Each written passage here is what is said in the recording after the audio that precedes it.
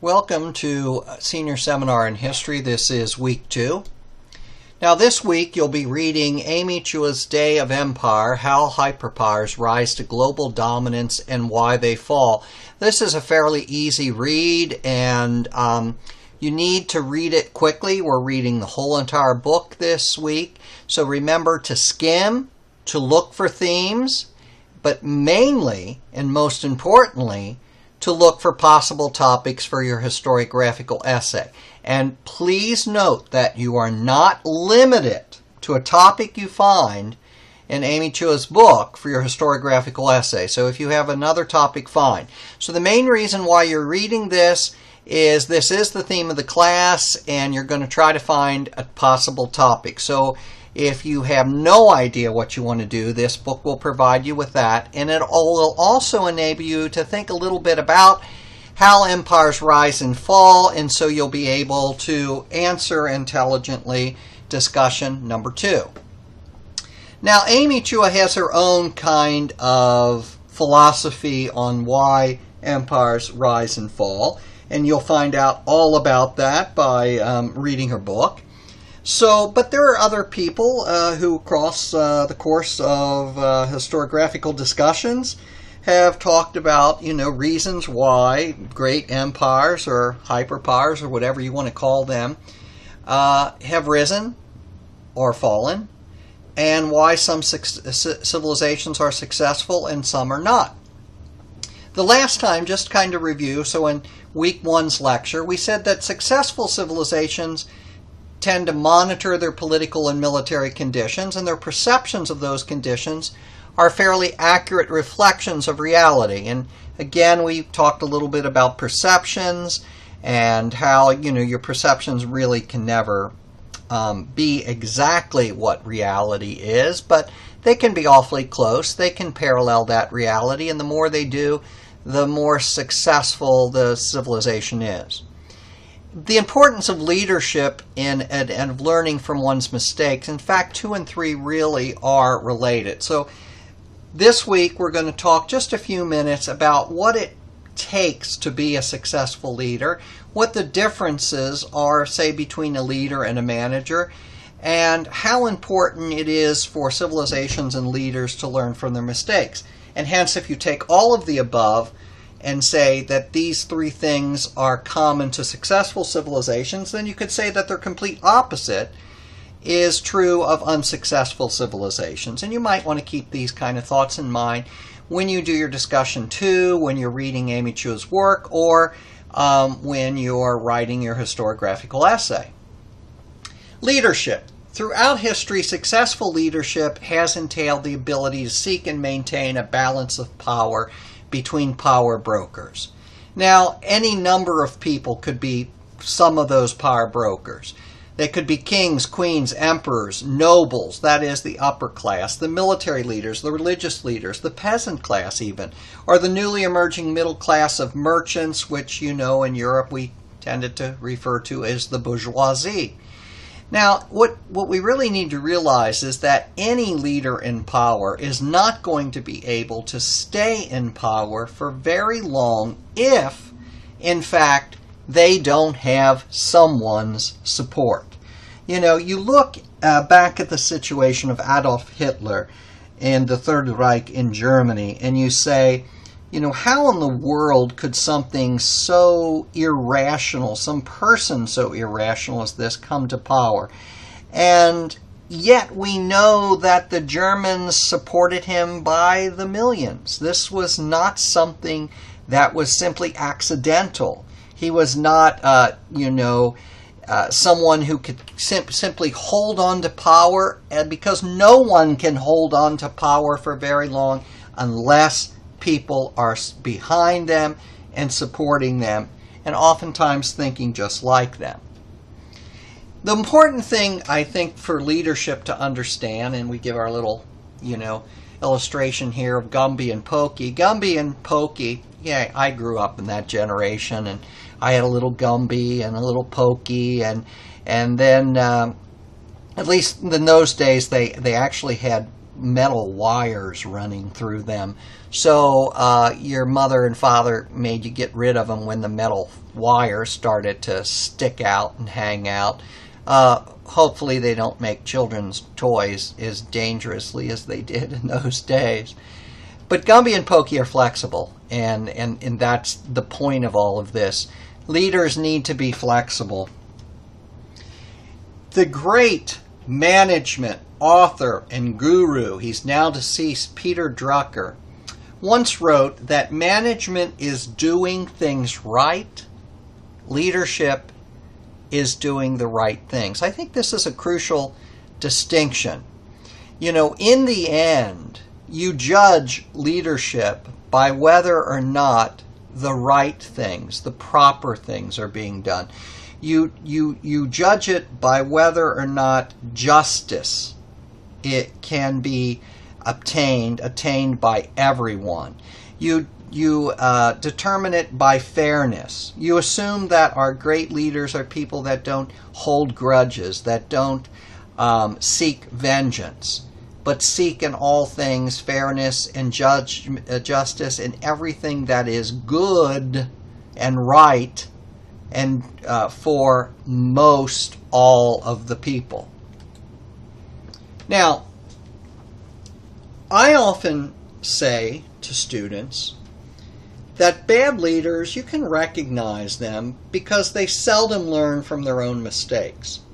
In fact, what's even worse than not learning from their own mistakes is blaming their mistakes on other people.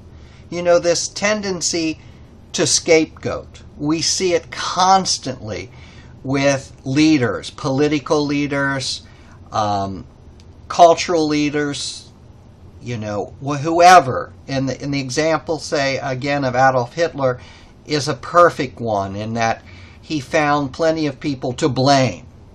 The banking system, the Jews in the banking system, you know, gays, you know, gypsies, any number of people were, in his eyes, blameworthy for the situation that Germany was in.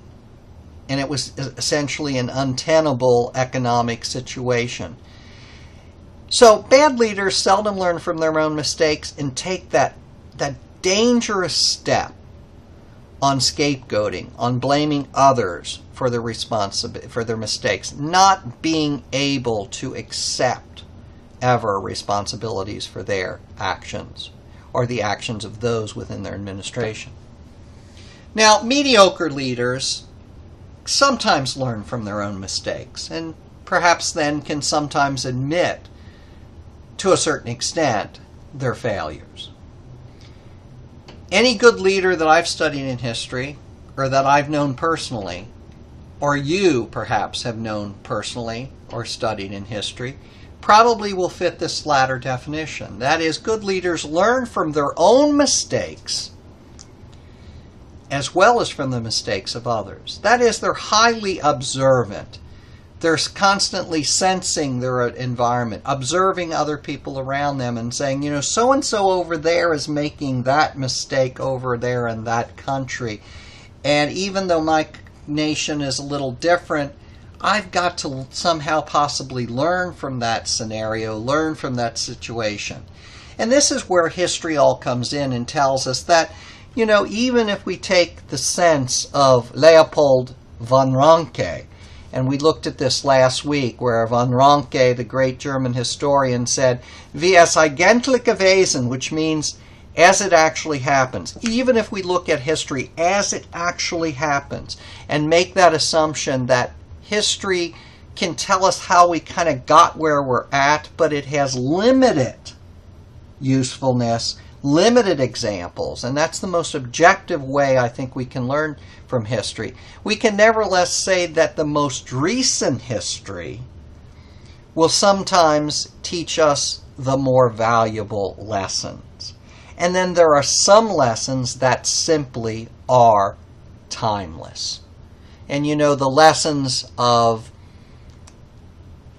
World War II, of Germany, and of the Axis powers are lessons that are probably going to be largely timeless.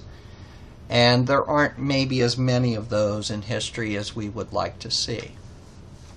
Norman Cousins, perhaps with this future-mindedness, says history is a vast early warning system. George Santayana, the great philosopher, said those who cannot remember the past are condemned to repeat it. Somewhat true. But I like especially Pope John Paul II, who, when he visited the Peace Park at Hiroshima, Japan, wrote down in their Book of Remembrances that to remember the past is to commit oneself to the future. And the people at the Peace Museum loved that so much that they had it inscribed on a stone at the entrance to the Peace Museum. To remember the past is to commit oneself to the future. And to commit oneself to the future and to remember the past and to live in the present is all a part of being a good leader. A leader cannot ignore the past because the past made the situation oftentimes where we are today. And the present and the past inform the future. If they cannot predict the future, they might help to inform the future. If history has changed, as we described in week 1, then civilizations should progress in knowledge and justice.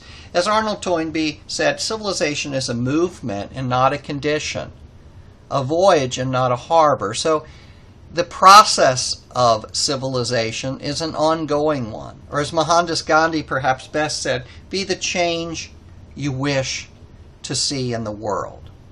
Now again, after World War II, most especially after World War II, after this kind of sense of disappointment, discouragement, and ennui sort of presented itself all around the world, and there was a lot of uncertainty, a lot of people seeing that the civilization perhaps had regressed for a period, not progressed, right? Not progress. Had not progressed, but had regressed.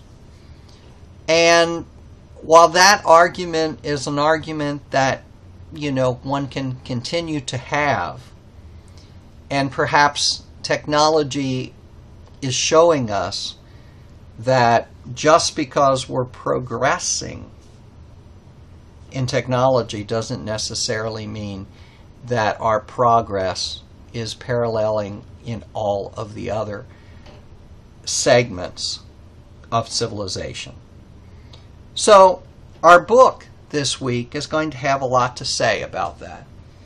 And to kind of a final thought, I was some years ago traveling home from Japan, and I was flying Japan Air. And back in those days, people could actually smoke on trans-Pacific flights. So I remember having a lot of Japanese businessmen. They literally filled the plane around me. And they were all smoking heavily, and we were 9-10 hours into the flight from Japan back to Chicago. And all of a sudden on CNN, which they had running on the television sets, they were showing the implosion of a multi-story dormitory building at the University of Cincinnati, which had been my alma mater. And I looked at the story, and of course what they did is they found at the University of Cincinnati dormitory, it was called Sander Hall, by the way, that this thing had been built in the 60s or 1970s, and when it had been built, it was filled with asbestos, and that rather than remove the asbestos, the building had numerous other problems, too narrow stairways, all kinds of fire code violations, that it would be easier just to tear down, demolish the whole building and start new.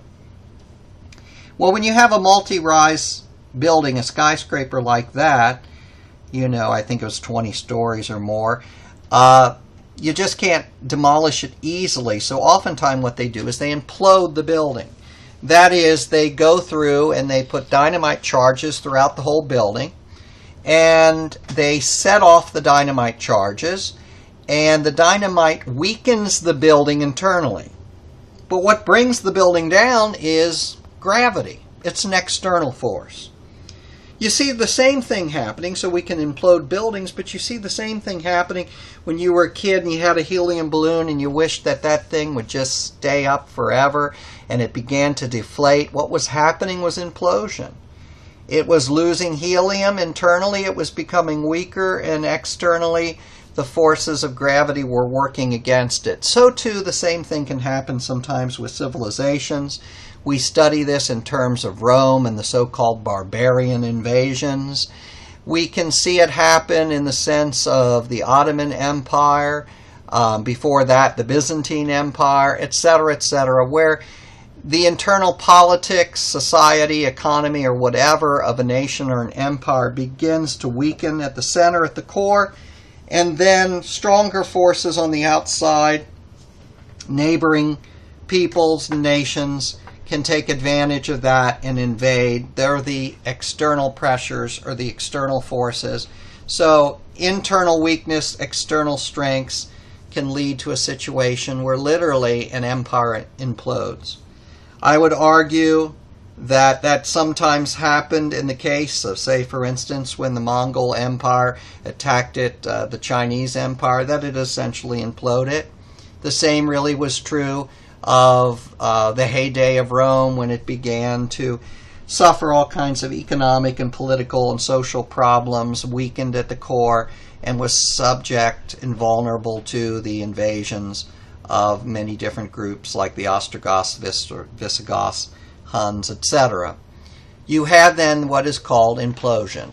Weakness at the core, at the center, and strength externally, depicted for you in a comical way by these two little characters.